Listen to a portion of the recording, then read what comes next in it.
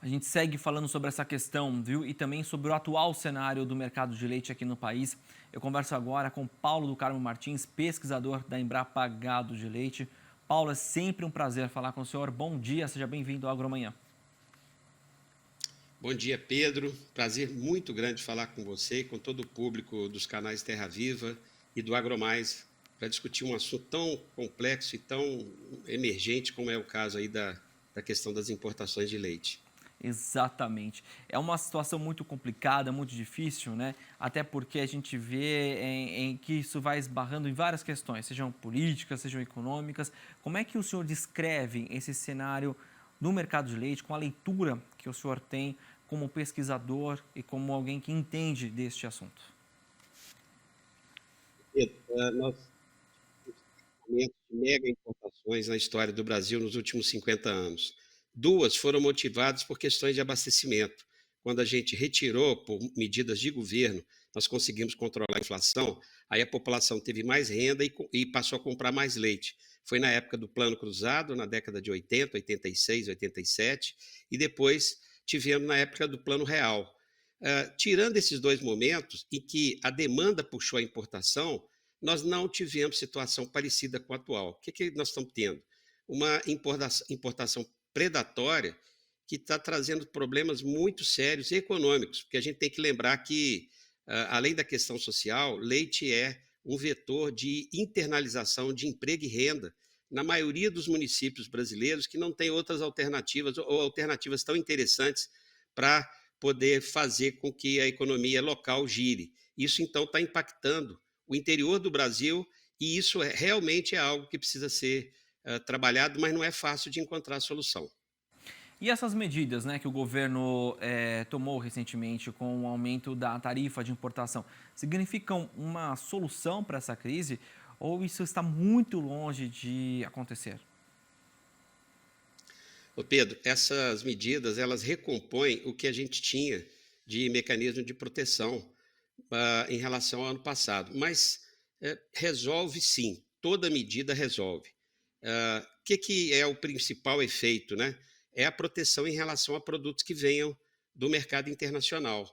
E ao contrário do que muitos estão dizendo, no mercado internacional os preços estão caindo também. Então, a medida é muito boa para proteger o Brasil.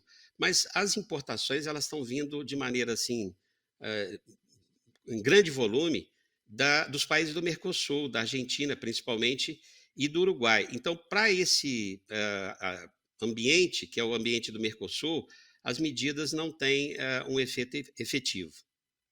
E a produção de leite subsidiada, assim como na Europa, em países do Mercosul, teria aí algum caminho interessante nessa questão também, como uma medida? Ô Pedro, eu respeito quem pensa assim, eh, mas não é o que eu imagino ser a melhor alternativa. E por que não?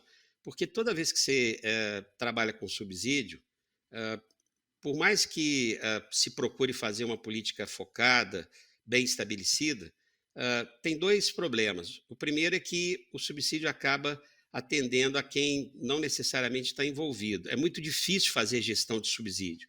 E o segundo é que depois retirar o subsídio é complicado. Eu acho que nós vamos ter que encontrar uma solução negociada. Já fizemos isso no passado, há 20 anos atrás, junto com a Argentina e o Uruguai, negociada, e criar algum mecanismo de salvaguarda que seja no sentido de estabelecer um valor mínimo. O complicado nesse processo agora é que a Argentina está vivendo um momento ultra difícil, com o processo eleitoral lá também acontecendo. Isso tudo vai criando uma dificuldade muito grande. Eles estão com um problema muito grande de recursos, de dólares, então eles estão precisando exportar qualquer esforço para poder capturar dólar. Tem empresas, inclusive do Brasil, que estão saindo de lá porque não estão conseguindo operar com facilidade.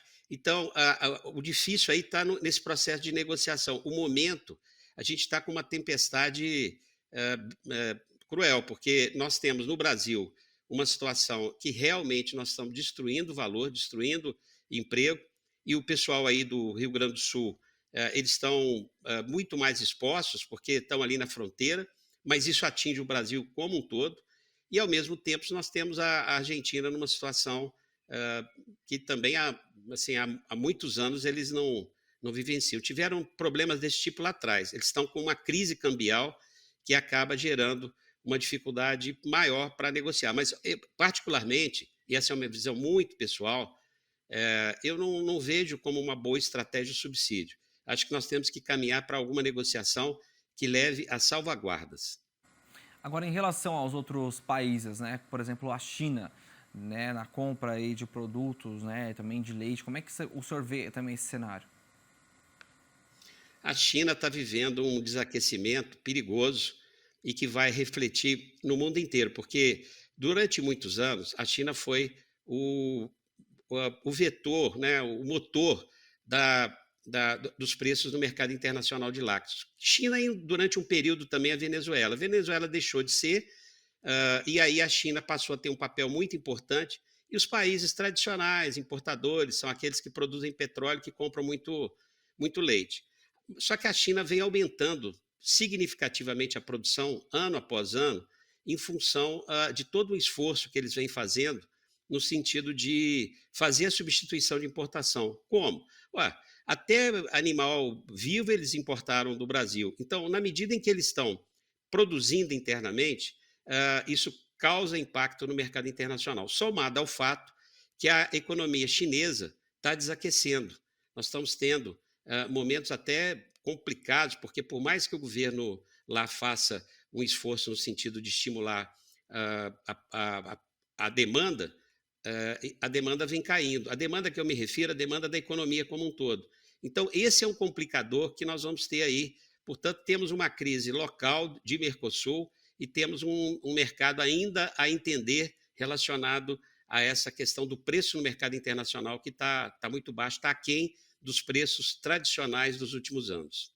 Isso traz aí um cenário ainda maior, né, na questão das incertezas. Mas quando é que efetivamente vamos ter uma recuperação neste setor, neste mercado, Paulo? O que está faltando realmente sentar à mesa para trazer uma solução mais efetiva, com mais musculatura? Porque há muitos anos a gente vê essa oscilação de mercado, essa oscilação de preços e, como você disse, né, é algo importantíssimo como isso afeta a economia local, o social, né, de uma forma, a saúde também, porque a importância do leite que está inserida na alimentação também. Como é que a gente pode efetivamente encontrar uma saída nessa questão? Bom, toda vez que a gente trabalha com produto de mercado interno, eles têm uma oscilação muito grande. Tomate, por exemplo, oscila mais do que leite. E como nós somos um país que temos a concepção de leite para mercado interno, a gente praticamente não exporta, ao contrário, a gente importa, então os preços aqui ficam muito oscilantes. Dependem do câmbio, dependem de como é que está o clima e dependem do preço do mercado internacional. Essa instabilidade nós vamos continuar tendo, até porque é da característica do leite. Nós só vamos quebrar isso quando a gente tiver mercado futuro ou quando nós tivermos participação no mercado internacional e os preços que vão vigir aqui são os preços do mercado internacional. Esses dois cenários ainda não estão desenhados no curto prazo. Então, para o curto prazo, eu acho vital, Pedro, que essas coisas aconteçam como vem acontecendo. Eu tenho visto um esforço muito grande das lideranças dos produtores em vocalizar, em verbalizar os anseios que os produtores têm, e tenho visto uma necessidade cada vez maior da interação dos órgãos de governo, tanto o governo federal quanto estaduais, com os líderes. É assim que nós vamos encontrar o caminho. Não é fácil, se fosse fácil, nós já teríamos resolvido. As importações começaram a crescer no meio do ano passado e vieram num volume cada vez maior. Agora, tem aí um problema de desarticulação também do setor privado. O setor privado tem importado numa quantidade que não justifica. E os preços têm ficado num nível, os preços ao produtor, principalmente ao produtor familiar, porque nós temos uma amplitude muito grande entre o preço pago ao pequeno produtor e o preço pago ao grande produtor. Então, essa amplitude ela tem feito com que o produtor familiar, o produtor pequeno, receba, em alguns mercados, preços até aquém do preço da internalização do produto importado. Então, precisa de ter aí uma conversa. Eu acho que os líderes, tanto da produção quanto da indústria, uma parte da indústria já está verbalizando a sua posição que as importações estão predatórias e com a participação do governo.